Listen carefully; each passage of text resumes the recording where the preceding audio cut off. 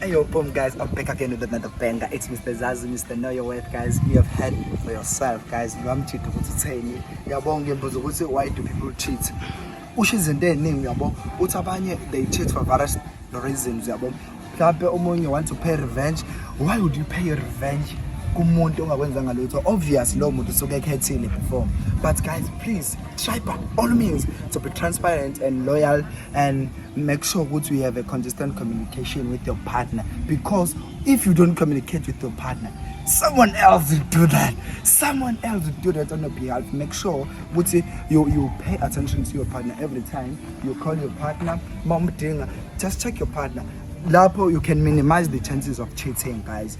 I'm pretty sure, guys, we can cast this thing out because it's not right to go to it's very painful, but now it's like is busy cheating. If you want to cheat, don't date. We don't want people who are gonna hurt in Ganzabantu land. Okay, which is the biggest ocean in the world? Cameraman, what is the biggest ocean? You don't know that. Okay guys, I'm gonna interview two people. If I don't get those people, it's fine. I'm gonna do it for myself. I'm gonna try and do it other way, so hey yo guys, Mr. Zazu, Mr. Know Your Worth. I'm here, guys. I just met these people before, so ngizokhuluma isiZulu nje kwamanje bafethu magebe, but basazi English. Let's get to them, guys. How about Mr. Maskandi man? Please man. So guys, kunama izinto engizenzayo la ama-Q&A question yabo. So ngibuza abantu ama-question that I have to put it somewhere yabo. You know guys, why you laughing? Why you laughing? Okay. Ubani igama first ukuze umuntu obukayo lapha nebona. Ngifuma ngayo indaba ezitha lona. I know this guy udumile kumdlalo webhola. Uphiza man. I just pull up from Tobe, guys. So there's a question I want to ask of it, Sabo. It's a normal question. According to you, Kate, because why abantu cheat? I'm curious. I want to know, why do people cheat? Why are you cheating, man? Why are you cheating? Why do people cheat? According to your perspective, your opinion, just put your opinion in your own way. The way you understand this system, this dynamic thing, you see this about the misunderstanding. Why do people cheat? Mr. Zazu,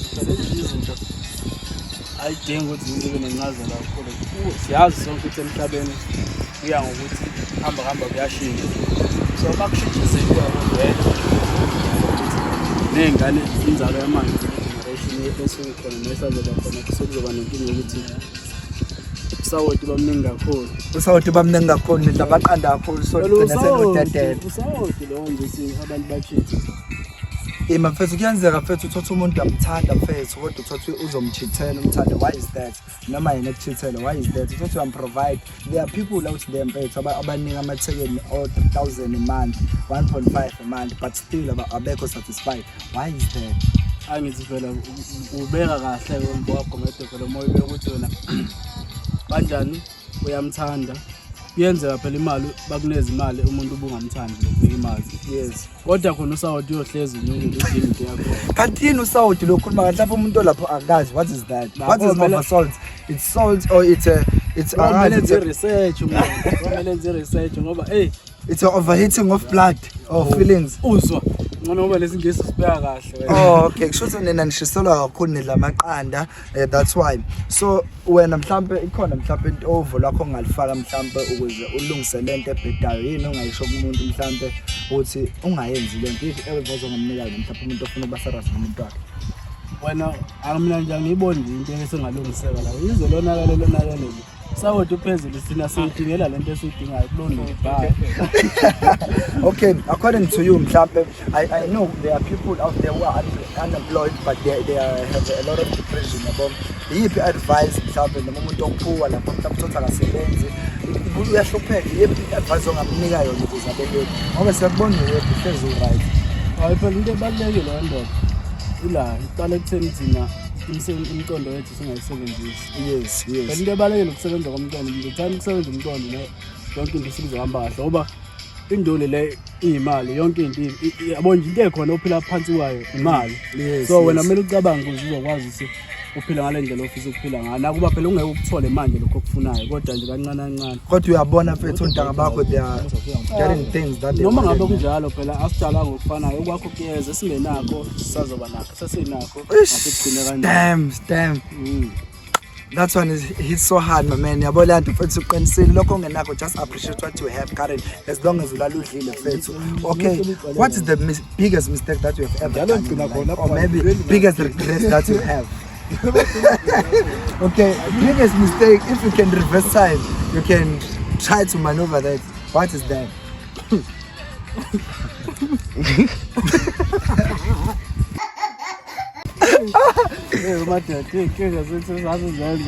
Okay, have you ever blown 10k it's imali ungayibona ukuthi iphelele? Ngcono ke ngoba uyakwazi nalokho futhi ukhuluma isingisi right ukuthi ngingaba nawo ngingaba nawo kodwa uyabuka mfethu uyabuka ukuthi ngondlutha kunamehlo kodwa umuntu kusazoba khona ilanga phela ngeke kwenze. Okay. Yiphi advice ongayinika umuntu mhlawumbe obukayo noma ubani mhlawumbe lapha ukuthi okay next time izinto kumele uyilandele empilweni iziphi lezo mhlawumbe what advice would you give the person? Phela mhlawumbe into engayisho mina kunezinto ekuthiwa ama debit order yabo zonke lezi zinto kufanele imali ukwazi ukuseva ukwazi uvula amanye ama savings ozokwazi ukuthi useve kuwona because even Capitec unendawo eningi zokwenza so yonke into uma ufuna ukuba nemali save phela. Okay, if ufuna ukuba nemali save leyo mali encane save dog, don't buy bread. Okay. I'm joking. Okay, if you can win lotto today, win 10 million, you know my time. What will you buy? What will you do ngaleyo mali besides ukuyithenga? If you can win 10 million today. Hayibo phela mina ngihlala komunye umuzi phela.